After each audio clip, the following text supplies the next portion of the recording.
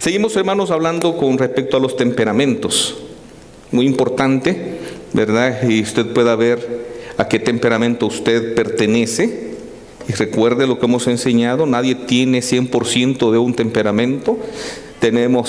Podemos tener una mezcla que hasta pueden haber pizquitas de los 4, pero siempre hay uno dominante. Siempre hay uno dominante, ¿verdad? Hay un secundario por lo general. Es rara la persona, o quizás no existe la persona que no tenga un temperamento secundario, ¿verdad? Pero como le digo, todos tenemos rasgos de los 4 temperamentos, ¿verdad? Así que hemos explicado eso. Estábamos hablando de Saulo de Tarso la semana pasada, y estábamos viendo la crueldad que tenía, la cual se le facilitaba por el mismo temperamento que él tenía, ¿verdad? Un colérico bárbaro. Pero también, hermano, hay que decir que cuando el Espíritu Santo entra a la vida de alguien, ese alguien puede cambiar. Cambia definitivamente si le da la oportunidad al Espíritu Santo, ¿verdad?, de tomar el lugar en su vida que debe de tomar. Y quizás en el temperamento colérico es en el que más se puede ver esto. Porque por lo general los que tenemos parte de ese temperamento sabemos lo que es usar el sarcasmo y la ironía muy hiriente. Somos mordaces en veces con nuestros comentarios, y no nos importa ni nos interesa si dañamos a alguien. Y muchas veces lo hacemos con esa intención, ¿verdad? Unas 3, 4 palabras bien puestas en forma de ganchada y dejar callado al otro interlocutor a manera de aplacar cualquier contrarrespuesta. Amén, hermanos coléricos. Así somos, así estamos programados por desgracia. Pero cuando el Espíritu Santo viene y permitimos que Él obre en nosotros, hay un cambio en eso. Porque esa mordacidad cambia a suavidad. Y esa facilidad de palabra que tiene el colérico, ¿verdad?, sirve para lo contrario que cuando era un carnal. Para sanar, para ayudar, para apoyar. Todo lo contrario que cuando era un carnalón completo, ¿verdad? Y ya no se ve esos hirientes comentarios. A menos que, como vamos a ver hoy, ¿verdad?, un cristiano, y quizás el colérico es el que más problemas puede tener con su temperamento, ya siendo cristiano, y puede pegar sus resbalones y fuertes, porque hay rasgos muy fuertes en el colérico que le son difíciles de controlar, como vamos a ver. Vimos la semana pasada, ¿verdad?, una de las cosas que los coléricos tienen, que pueden convertirse fácilmente en un caudillo, un cruzado.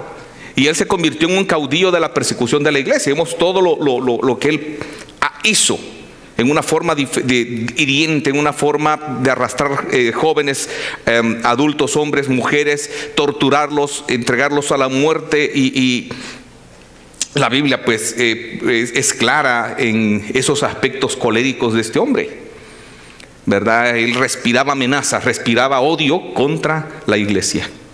Odio, al punto pues que él había decidido completamente exterminarla, buscar lo más posible exterminar la iglesia.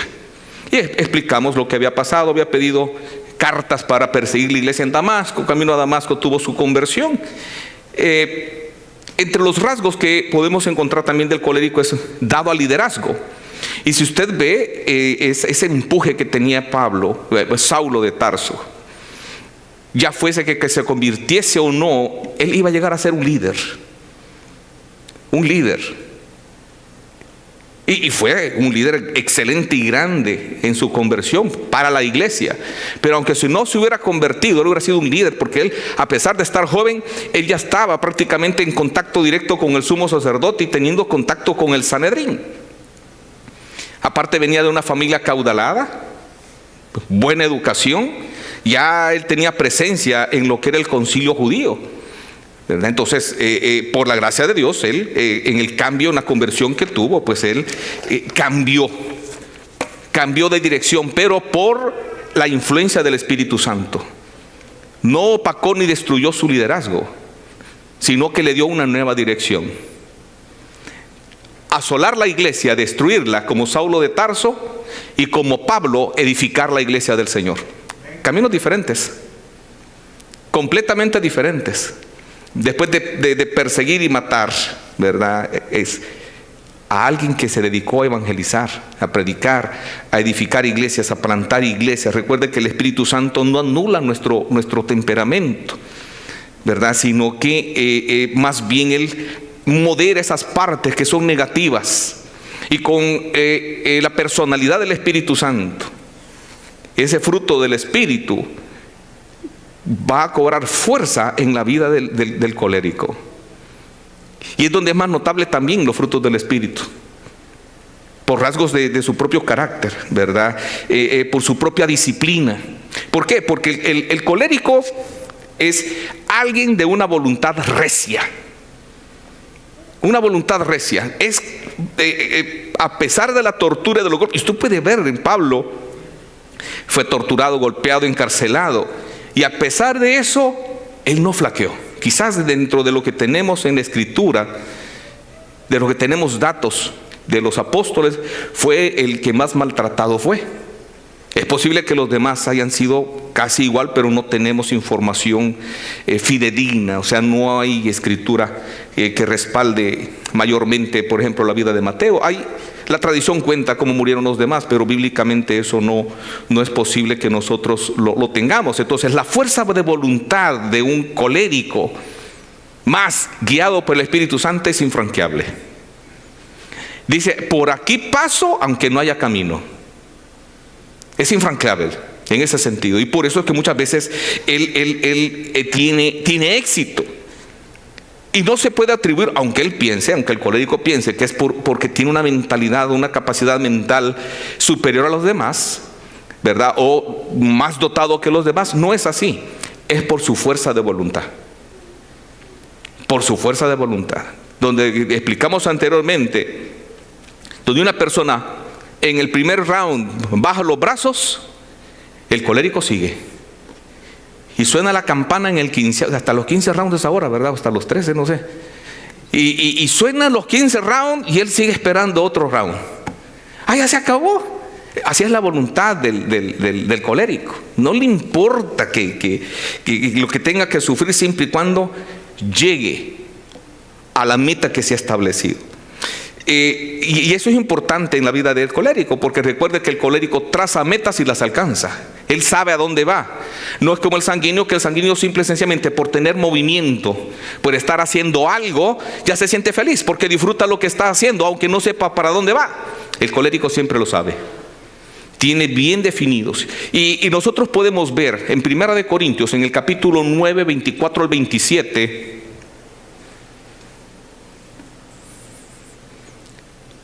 lo disciplinado que era Pablo. Aquí ya estamos hablando de Pablo. Esas hermosas pautas de autodisciplina que él tenía.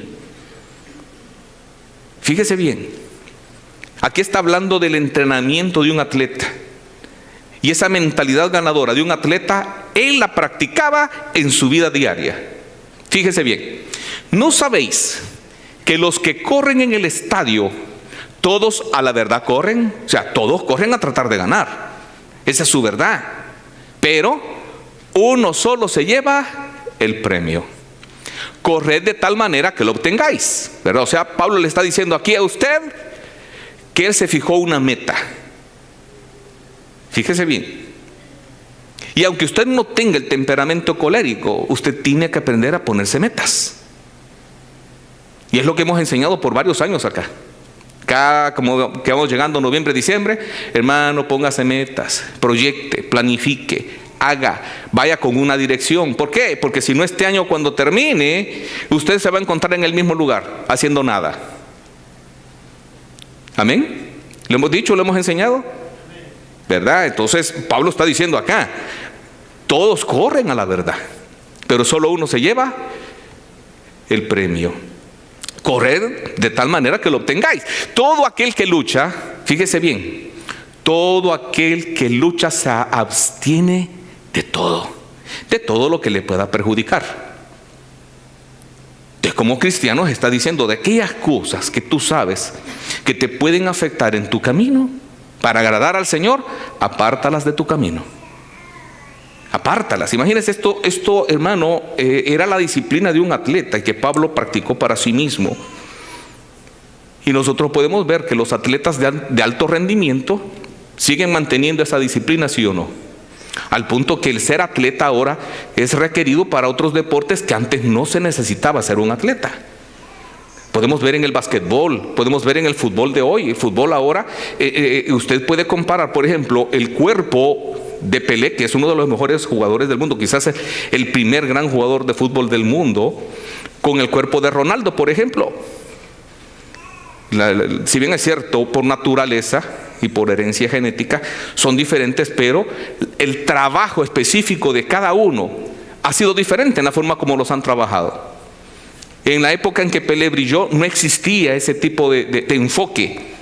Y él mismo dice, si a mí me hubieran preparado como ahora preparan a los jugadores, hubiera sido muchísimo mejor. ¿Por qué? Por el enfoque. El entrenamiento en el gimnasio, algo que no hacían, ¿verdad? Les ponen monitores para ver el corazón, para ver la distancia. Bueno, un enfoque diferente, pero también se les pide que se abstengan de muchas cosas, no desvelarse, no andar mujereando, no comer cosas por encima del requerimiento calórico. Bueno, una disciplina bárbara. Y se ve en la cancha el que no cumple estos requerimientos. Se ve en la cancha a través de las lesiones, a través que con una carrera y se murió, cayó ahogado. Pablo está diciendo eso. Entonces, y eso lo trasladamos a la vida cristiana. Entonces Pablo decía, ponte una meta, pero abstente de las cosas que te destruyan esa meta. Y él, como colérico, para él era fácil abstenerse. ¿Por qué? Porque recuerde, ¿verdad?, la voluntad que un colérico tiene y que este hombre tenía.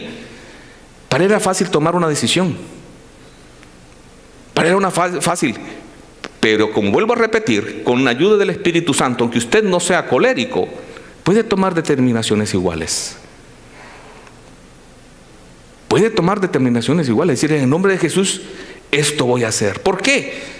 Bueno, pues sigamos acá y vamos a entrar a los por qué más allá. Dice, de todos se abstiene, ellos a la verdad para recibir una corona corruptible. Porque vaya, usted va a ver en la antigüedad, en la época que Pablo está escribiendo esto, los atletas lo que recibían era una corona de laurel. Laurelito fresco, que no servía ni para cocinar después que se la llevaban para la casa. Y por eso era corruptible. ¿Por qué? Porque pasado unos días ese laurel se secaba y se acababa, ¿sí o no? Por mucho que lo hubieran tenido en remojo, ese laurel no desaparecen. Así que dice Pablo, yo de esta manera corro. Y no está hablando de ir a correr al estadio, está hablando de la meta que él se ha puesto, de alcanzar el propósito que él reconoció y entendió que Dios le había puesto: evangelizar, plantar iglesias, edificar iglesias. Esa era su meta. Y usted lo puede ver en el libro de los Hechos, eso claramente, ¿verdad? Y dice, de esta manera corro, no como la aventura. O sea, no lo hacía para ver qué salía. El sanguíneo, como decimos, él con solo tener la actividad se siente complacido. El colérico no. Lo que indica que Pablo, como tal, sabía dónde había estado, sabía dónde estaba y sabía a dónde iba. No como, a ver qué sale. Tal vez, ¿quién quita? Y muchos, por desgracia, así llevan su vida. A lo que sale. A lo que sale. ¿A qué viene este Estados Unidos? Pues a trabajar. ¿Para qué? Pues a trabajar. ¿Se identifica con eso? Pues todo el mundo viene a bueno, algunos vienen a trampear y a fregar, ¿verdad? Pero la mayoría es trabajar. Entonces, pero por sobre el trabajo, ¿qué metas tienes para ti? ¿Hay metas espirituales en ello? ¿O solo pues llenar pues la bolsita de billetes? Una corona corruptible. ¿O estás buscando una corona incorruptible? Porque el dinero, hermano, y todo lo que se puede hacer con el dinero es corruptible. Todo. Pero lo que se hace para el Señor siempre es incorruptible porque tiene promesa y es fiel el Señor para cumplir eso. Dice, no como quien golpea al aire. ¿Ustedes han visto cómo entrenan los boxeadores? ¿Verdad? Donde le llaman hacer sombra. ¿Lo han visto? ¿Verdad? Donde se ponen y cabala, donde pega la sombra, ellos están tirando golpes al aire. ¿Por qué? Porque no están peleando con nadie. Les ayuda en parte el reflejo. Pero Pablo dice aquí, yo no golpeo el aire. Yo sé a dónde voy. Sé exactamente cuál es el lugar hacia donde yo voy. El versículo 27 dice, sino que golpeo mi cuerpo. Aquí cuando está diciendo esto, no significa autoflagelación. O sea, agarrar un látigo y comenzar a pegarse. Aquí Pablo lo que dice es, le ordeno mi cuerpo obedecerme. Lo pongo en servidumbre, lo disciplino, lo educo, para que haga y dé lo que tenga que dar. ¿Ve? No está hablando de golpearse, está hablando de disciplinarse en todos los aspectos de su vida. Y no estamos hablando solo de Pablo en el sentido evangelístico, de enseñanza, no, sino también en el cuidado de su propio cuerpo. En Pablo no podemos imaginarnos que en la época actual él fuera una persona gorda, obesa, un comilón, un bebedor. No creo. Porque también él estuvo en medio de una cultura de excesos. Y ahora si usted se fija, bueno, los romanos comían por placer. Ellos comenzaron con el hedonismo junto con los griegos, comer por placer, pero los que tenían dinero, ¿verdad? Los demás, los que no tenían dinero, comían cuando podían, o sea, comían por sobrevivir. Y ahora en nuestra cultura que se ha convertido hedonista, que busca siempre el placer, la mayoría de gente come por placer. ¿Sí o no? Por placer. Por eso es que nos descontrolamos en el peso, el colesterol y tanta cosa, diabetes y tanta cosa que da por comer por placer, no por necesidad. ¿Sí o sí? ¿Por qué? Me ponen filete rico y me ponen papitas y me ponen un pastel, usted ya sabe qué voy a escoger. Y eso es malo para la salud. No, hermanos, la carne es el pastel. Y si queda espacio me como la carne. Y lo pongo en servidumbre, no sea, fíjese bien, que habiendo sido heraldo para otros, yo mismo venga a ser eliminado. Esa era la forma de trabajar de Pablo consigo mismo. Y Pablo tenía la clave de esto, en todo sentido. Él sabía que en la mente está la autodisciplina. Lo sabía, Pablo escribió, ¿verdad? Renovaos en el espíritu de vuestra mente. ¿Por qué? Porque sabía que si no tomamos una determinación a través de convencer nuestra mente, esa autodisciplina no existe. Entonces no hay autodisciplina, no hay convencimiento en la mente. Fíjese bien este pensamiento: el cristiano que es disciplinado tiene en su mente un buen propósito que genera sentimientos positivos en su corazón. Segunda de Corintios 10:5, otro pensamiento de Pablo que tenemos que entender. O sea, si para realizar una tarea dura, primero no convencemos nuestra mente, es casi seguro que no lo vamos a hacer. Casi seguro. ¿Por qué? Porque sabemos que tenemos que hacer algo, pero es algo difícil, algo pesado, algo duro. Y sabemos que nos va a costar un poquito, pues nuestra voluntad no está muy incluida allí. Y si no convencemos nuestra mente, pues nuestra voluntad menos. ¿Entiende? Primero el trabajo en nuestra mente para que después pase a la voluntad. Igual es el evangelio. Renuevo el espíritu de mi mente, comprendo y entiendo lo que Dios quiere para mí. Y después de entender y comprender y aceptar esas verdades, someto mi voluntad, o sea, la parte volitiva. Pero primero comienza en la mente. Después entra la voluntad, de la voluntad y pues pasa lo que son las emociones y todo lo que es el ser humano. pero va en ese orden. Cuando una persona compromete al principio solo sus emociones, es una persona que va a fracasar porque no sabe lo que está haciendo.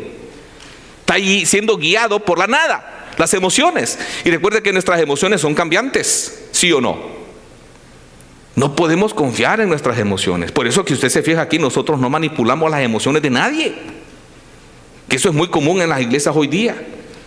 Se le manipula la emoción y la gente piensa que es la manifestación del Espíritu Santo. Lo que está haciendo es simple, sencillamente una catarsis. Le están manipulando la emoción. No, primero es el entendimiento, su mente, luego su voluntad. Y de ahí, cuando ya filtró a través de la mente, usted está convencido que así es como Dios quiere que usted actúe, su voluntad no tiene problemas para rendirse.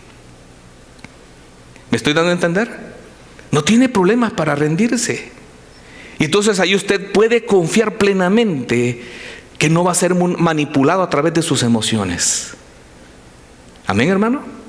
No va a ser manipulado a través de las emociones. Entonces Pablo dice aquí: derribando argumentos y toda altivez que se levanta contra el conocimiento de Dios, y llevando cautivo todo pensamiento a la obediencia a Cristo. ¿Qué significa? En mi mente es toda la lucha.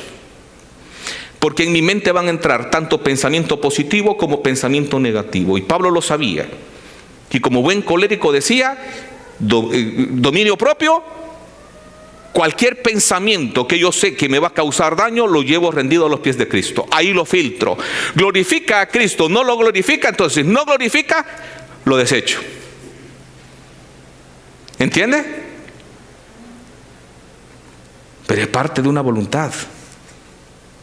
Parte de la voluntad. Pero muchas veces nosotros sabemos que un pensamiento no glorifica a Cristo y lo seguimos desarrollando. Lo seguimos evolucionando. Lo seguimos y lo seguimos y lo seguimos a un punto en que después nos mete en graves problemas. Graves problemas. ¿Por qué? Fíjese bien lo que dice Proverbios 23:7, lo que dice el Señor acá. Porque ¿cuál es su pensamiento? En su corazón, tal es Él. ¿Entiende? Porque ¿cuál es su pensamiento en su corazón? Tal es Él. Tus pensamientos te definen. ¿Por qué? Porque todo pensamiento guardado y atesorado en la mente, en poco tiempo se convierte en una acción. Entonces, tu pensamiento al final va a demostrar quién tú eres a través de las acciones. Es clara la Biblia, o sea, Dios sabe cómo funcionamos porque Él nos hizo. Entonces, cuidado con esos pensamientos. Es como Pablo, fíltralos. Ríndelos a los pies del Señor. ¿Por qué? Porque un pensamiento mal concebido, mal guardado, puede producir pecado. Puede producir un grave problema. Pero el problema es que nosotros no hemos disciplinado nuestra mente. Llega el pensamiento y llega en blanco y negro. Y después nosotros lo pintamos rápidamente a todo color. Y después en HD. Y después en 4K. A full color. Hasta que concibe el pecado. Y muchas veces respondemos: es que no sé lo que estaba pensando. Sí sabías lo que estabas pensando, hombre. Porque muchas veces ese pensamiento, para convertirse en acción, lleva varios días. Entonces nunca digas: no sabía lo que estaba pensando. Sí lo sabías. Sí lo sabías. Así que aprende, como Pablo, a llevar esos pensamientos cautivos a los pies del Señor, ¿verdad? Entonces, nosotros, hermanos, como cristianos, el éxito lo tenemos en la mente. Ahí comienza el éxito. Y Dios lo sabe, y por eso Dios lo enseña a través de Pablo. Y recuerde que nuestra mente es moldeada a través de nuestra voluntad. ¿Por qué? Yo decido educarla. Yo decido. No es mi mente, soy yo quien decide. ¿Qué pensamiento voy a desarrollar? ¿Qué decisiones voy a tomar?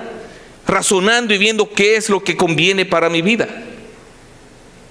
En la vida cristiana el éxito está en la mente. Ahí radica. Ahí radica nuestra victoria o nuestra propia derrota. Nosotros la elaboramos en la mente. Y hermano, nosotros no podemos vivir la vida cristiana disculpando nuestras debilidades. Ay, es que así me programó Dios. Él lo sabía. Es una disculpa absurda. Absurda. Mientras no le llame al pecado como pecado, hermano, nosotros no podemos disculparlas y consintiéndolas en nuestra vida, al punto de exigirle a las otras personas. ¿En cuántos hogares de coléricos la mamá, cuando es el hombre, que es el más peligroso, ¿verdad? El papá llega de mal humor, ahí anda viendo qué hace con los niños, que no vayan a provocar al maestro, porque si no estalla, se soltó Nerón. Y es cristiano. Y acaba de llegar de una reunión de la iglesia.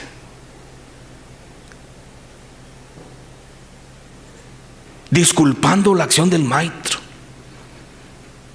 En lugar del maestro dice encerrar para no molestar a nadie. Mientras le pasa la bravura. ¿Sí o no? No podemos disculpar esas cosas. No se deben, porque mientras más las disculpemos, estamos alargando el tiempo de cambio. El tiempo en que el Espíritu Santo las va a modificar. Una persona que dice no puedo cambiar, no conoce a Dios. No conoce el Espíritu Santo. Filipenses 4:13 dice, todo lo puedo en Cristo que me fortalece. Y todo es, no dice una parte, no dice la mitad, un tercio, 2/3. Todo es todo.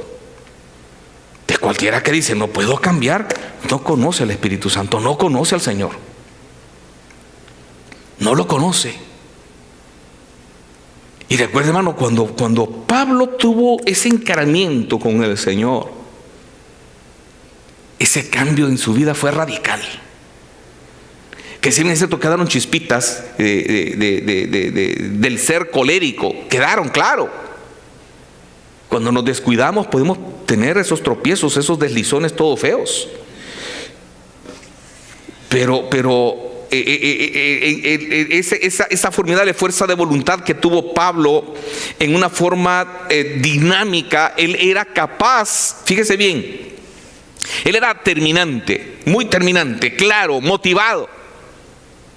Nunca perdía la motivación aunque estuviera encarcelado y siendo golpeado, al punto que motivaba a los demás.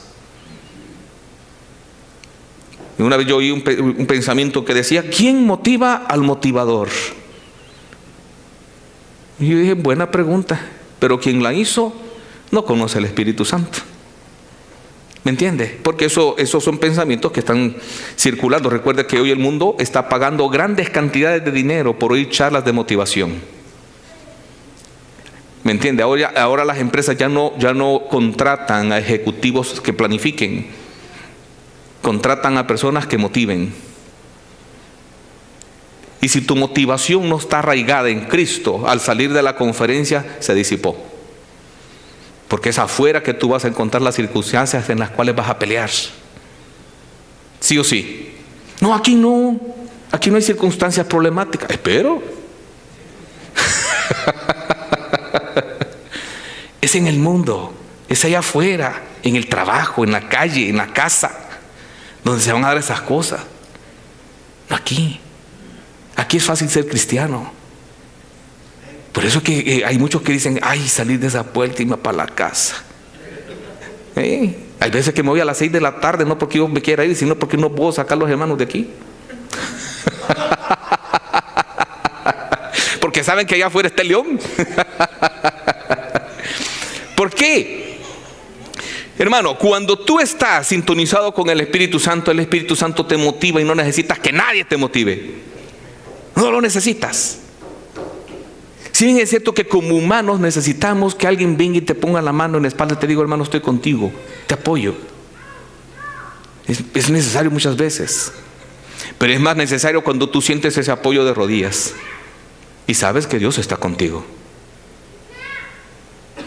¿Me entiende, hermano? Entonces el motivador es motivado, el motivador cristiano es motivado por el Espíritu Santo para seguir. Y Pablo lo experimentó en su vida, en una forma plena, en una forma total.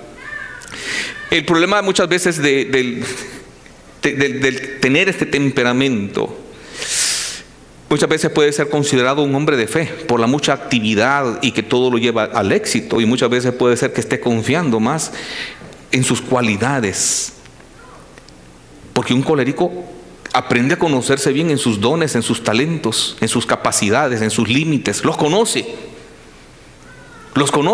y en base a eso muchas veces trabaja, y no en base a la guianza del Espíritu Santo. Pero recuerda, hermano, cualquier energía humana tiene un límite. La fuerza del temperamento, por muy bueno que sea, tiene un límite. En cambio, el Espíritu Santo no lo tiene. Por eso que en el Antiguo Testamento Dios dijo: no es con espada ni con ejército, sino con mi espíritu, dice el Señor. Su Espíritu Santo, hermano, no tiene barreras para nada, en ningún momento. Nosotros podemos encontrar que esa misma persistencia, esa férrea voluntad, recia voluntad, esa automotivación, esa fuerza de voluntad lo metió en problemas, porque la llevó al límite. Y no es que, hermano, que queramos señalar pecados en Pablo, pero está claro en la Biblia. Y usted puede encontrar esto que vamos a hablar, ¿verdad?, en los capítulos 22 y 23, si no estoy mal, el capítulo 20, comenzando por ahí. Lo insistió en ir a Jerusalén después de uno de sus viajes misioneros. Insistió y persistió en ello. Persistió. Él dice, se planificó estar en Pentecostés, si fuera posible, antes de Pentecostés, de una fiesta del Pentecostés en Jerusalén.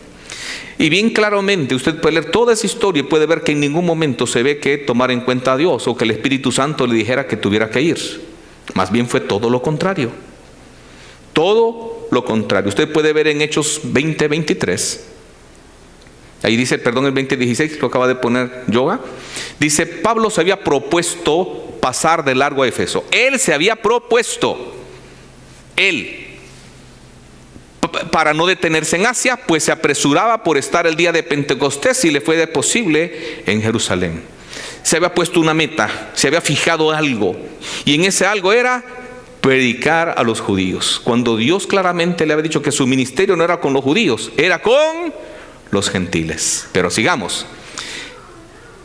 Si esto hubiera sido la planificación de Dios para la vida de Pablo, aunque Dios sabía lo que iba a pasar, el Espíritu Santo le advierte que no lo haga. Le advierte que no lo haga. Salvo que el Espíritu Santo por todas las ciudades me da testimonio. O sea, fíjese bien, por todas las ciudades donde él iba pasando, en camino a Jerusalén, el Espíritu Santo le está diciendo: no lo hagas. No lo hagas. ¿Por qué? Porque te van a meter preso y te van a tribular. No lo hagas. Y Pablo lo vio al revés. Él lo vio como un reto. No me importa que me peguen, no me importa que me maten, yo voy a Jerusalén a testificar. ¿Ve la férrea voluntad allí? Aparte que el Espíritu Santo decía: no vayas, te va a ir mal, este no es el momento. No es el momento. Pero esa férrea voluntad a Pablo lo hizo ir a meterse en esto. Y Pablo dice, ¿verdad?, en esta misma parte de la Escritura, dice: de ninguna manera hago caso ni estimo preciosa mi vida para mí mismo, con tal que acabe mi carrera con gozo y el ministerio que recibí del Señor. Palabra de Pablo en el capítulo 20 de Hechos. Dios le había dicho que vas a terminar tu carrera con gozo, pero él no tenía que adelantarse a la carrera. Él quiso ir adelante del Señor en su afán de evangelizar y predicar. O sea, su intención no era mala. ¿Por qué? Porque él tenía años de estar fuera de Jerusalén y él quería dar testimonio en Jerusalén. Y eso, hermano, podemos ver que eso fue una actitud que se inspiró en su carne, en su voluntad y no en el Espíritu Santo. Y eso un colérico puede caer en eso. por su energía, por su empuje, por su fuerza, tomar metas y muchas veces quizás ni pedirle a Dios, ni tomar en cuenta a Dios para que Dios no le diga, no, eso no es así. Y ahí Proverbios capítulo 3, 5 y 6, que fue nuestra lectura bíblica. Fíate de Jehová de todo tu corazón. Cuando tú estás planificando, presenta tus planes al Señor. Preséntaselos. Y no te apoyes en tu propia capacidad, en tu propia prudencia, en tus propios dones, en tus propios talentos. Reconócelo en todos tus caminos y Él enderezará tus veredas. Fíjate bien que por todos lados Dios le dijo a Pablo, no vayas, cálmate, no vayas. Y aún llegando a un lugar llamado Cesarea, esto lo puede ver, Hechos 21:4. Fíjese bien. Y hallados los discípulos, nos quedamos ahí 7 días. Y ellos decían a Pablo por el Espíritu que no subiese a Jerusalén. Seguía insistiendo. Ya estaba en Judea. Ya estaba en Judea. Y le dicen, no vayas. Vemos en Hechos 21, 11 y 12.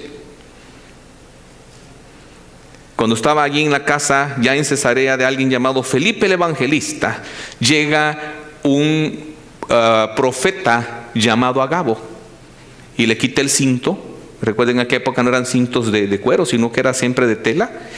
Se lo quita a Pablo, se ata a él mismo y dice, así atarán al dueño de este cinto. Se ató los pies y se ató las manos. Viniendo a vernos, tomó el cinto de Pablo, atándose los pies y las manos, dijo, esto dice el Espíritu Santo. Así atarán los judíos en Jerusalén al varón de quien es este cinto y lo entregarán en manos de los gentiles. El 12. Al oír esto, le rogamos nosotros y los de aquel lugar que no subiese. Hubo otro grupo que le dijo, no vayas. No vayas. O sea, hermano, cuando ya... O sea, si hay una persona que te dice, no lo hagas, puede ser casualidad. Pero cuando hay una cola de hermanos diciéndote no lo hagas, por algo es. Más si son espirituales. ¿Me entiende? No el de la cantina, ese sí, no, porque puede estar, ¿verdad? No lleno del Espíritu Santo, sino lleno de espíritu de caña, y ese no sirve. Te dicen, no lo hagas, no lo hagas, no lo hagas, no lo hagas, y aún así lo haces. Amárrate el pantalón. Y es claro, hermano, o aquí el Espíritu Santo estaba equivocado y los hermanos estaban equivocados, o Pablo estaba equivocado. ¿Me entiende? Y pues la misma Escritura muestra que el equivocado era Pablo. Y ahí surgió su carácter. Mire, a un colérico, fíjate bien, a alguien colérico, le dices no lo hagas. Tiene un espíritu de contradicción tan marcado que más lo hace. ¿Qué más lo hace? No lo hagas, eso no. ¿Verdad? Entonces se automotiva en lo contrario. Está programado para eso. Y Pablo, en lugar de entender, ¿verdad? Se dejó ir por otro lado. Hermano, mientras más se le opone a alguien, a un colérico, más se reafirman sus proyectos. Por su voluntad férrea. De decir, no, yo me propuse esto es lo que voy a hacer. No importa lo que digan esto. Recuerde que el sanguíneo es permeable a sus circunstancias y a las personas que le rodean. El colérico no. El colérico viene bañado en petróleo. El agua no lo moja. Rebota toda esa oposición y no le importa. Sí, al sanguíneo, con uno que le diga no lo hagas, pues, está bien. Yo decía. Al colérico no. Así que cuidado, hermanos, cuidado con eso. Cuidado con eso, ¿verdad? Porque recuerda, un pecado puede llevarnos a otro. No sé cuánto tiempo tengo. No sé, ya se me murió. Un pecado lleva a otro. Para terminar, Pablo, cuando llega a Jerusalén, los hermanos que están allí, un buen grupo de judaizantes, hay muchos opositores a él porque creen que él está en contra de Moisés y de las costumbres judías. Y ese es el rumor que está en Jerusalén. Y le recomiendan, lleva el proceso de purificación y págale los gastos a estos otros hermanos que han venido. El proceso de purificación era cuando un judío había tenido contacto, en este caso con gentiles, y eso lo había puesto impuro ceremonialmente. Entonces iba a llevar 7 días de ayuno, de oración, se iban a rapar el pelo, ¿verdad?, en todo el cuerpo, y después iban a entrar a hacer un sacrificio. Y Pablo, por amor a ser aceptado por su pueblo, para predicarles lo más seguro, hizo eso. Llevó un proceso en el cual él ya no creía, porque él sabía que todo eso eran sombras y que nosotros ahora estamos en la luz de Cristo. Ya no creía en todo eso. Y usted puede ver que al mismo Dios bloquea ese proceso, porque en el momento en que, pasó sus 7 días con estos 4 brothers, él pagó los gastos de la rasurada, y en el momento de presentarse al templo para presentar los sacrificios, se armó el gran alboroto. Reconocieron que era Pablo, y allá era famoso, y sin internet, imagínense. Ya con internet, quién sabe. Y comenzaron a decir: este es el que anda alborotando por toda Asia y por todas las regiones del imperio en contra de Moisés. Y se armó tal relajo y tal alboroto que comenzaron a golpearlo y a arrastrarlo fuera del templo, a él y a los que con él estaban. Pero se enfocaron en él. Y se armó tal relajo que el tribuno, el comandante de las fuerzas romanas, tuvo que intervenir, porque dijeron: mira, Jerusalén está convulsionada. Pensó el tribuno que Jerusalén era una capital, hermano, que estallaba en rebeliones a cada rato. Por eso cambiaban a cada rato procónsul, procuradores. Y pensó que algo así pasaba, y fue con todo ese ejército. Y cuando vieron los relajeros que entró el ejército, se calmaron en parte. Y cuando preguntó el tribuno: ¿qué pasa?, comenzaron a hacer otros medios gelengue, y el hombre lo que hizo fue agarrar a Pablo y se lo echaron arriba para sacarlo. Y ahí pues los romanos, más o menos la estatura promedio del judío en aquella época, 1,60, 1,68 el más alto. Y la estatura promedio del romano de aquella época era 1,70, 1,75. Y con los brazos alzados pudieron sacar a Pablo. Y de ahí comenzó un calvario de Pablo de 2 años. Estuvo en Cesarea encarcelado 2 años. Bueno, y usted puede ver toda esa historia en los capítulos 20, 21, 22, 23. Si bien es cierto, Dios torna eso para que Pablo pudiera predicarle a reyes y aún hasta el mismo César. No era ese el camino que Dios había enmarcado para que Pablo lo hiciera. Pero Dios lo utilizó de esa forma. ¿Por qué sacamos esto? Porque muchas veces nosotros mismos forzamos las circunstancias, y no por voluntad de Dios, sino porque nosotros mismos la están. Y esto es un arte en el colérico: empujar las circunstancias, manejar y manipular las circunstancias por su férrea voluntad. Y si usted se fija, Pablo era lleno del Espíritu Santo por lo general, pero en este momento se fue feo. Lo que indica que si nosotros nos descuidamos en cualquier momento, podemos actuar carnalmente igual. Cuidémonos de eso, mi hermano. Que Dios les bendiga. Padre Celestial, te damos gracias por tu palabra, porque nos has permitido, Señor Jesús, seguir estudiando esto. Y nuestras debilidades, Señor Jesús, conforme a nuestro temperamento. Padre, gracias porque no encubres nada de la situación en la vida de Pablo. Y admiramos a este hombre. Lo admiramos porque fue un ejemplo de cómo el Espíritu Santo puede obrar en cada uno de nosotros. Y nosotros queremos lo mismo: disciplinarnos de esa forma, ser permeables al Espíritu Santo para poder cambiar, para ser mejores para ti. Para aquello que destruimos nosotros, Padre, hoy podamos edificarlo para tu honra y tu gloria. Para aquellas personas que herimos, que dañamos y que afectamos por nuestro temperamento, por nuestra conducta, Padre Celestial, podamos pedirles perdón y podamos mostrar ese cambio en nuestra vida para mejorar nuestros hogares, nuestro ambiente de trabajo, y todas aquellas áreas en las cuales nosotros nos relacionamos, porque queremos ser mejores. El colérico se autodestruye a sí mismo y destruye a los demás a su alrededor, y no queremos eso con nosotros, Padre.